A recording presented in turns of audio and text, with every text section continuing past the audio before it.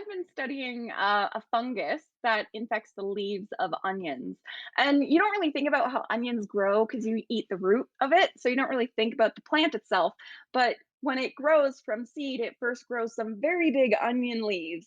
They actually kind of remind me of giant aloe plants. And I'm talking giant to be like 2 foot tall. They're big.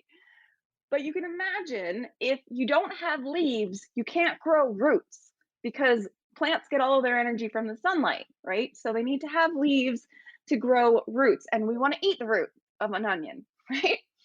So this is a fungus. It attacks the leaves of onions and can lead to smaller onions.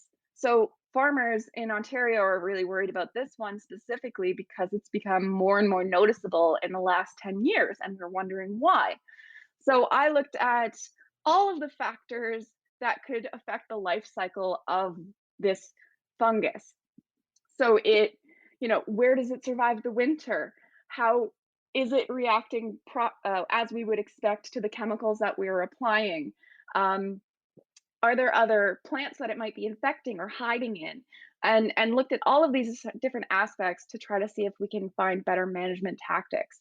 And I also have a sort of an environmental scope, a chip on my shoulder always to try to make things better for the future.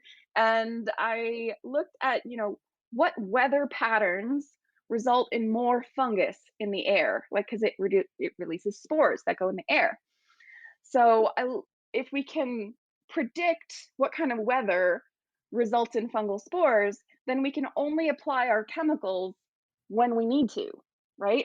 So then that can reduce the farmer's cost, it reduce cost to the consumer as well. But then my big thing is that it reduced sprays and less chemicals in the environment. So it's a So win is for that everyone.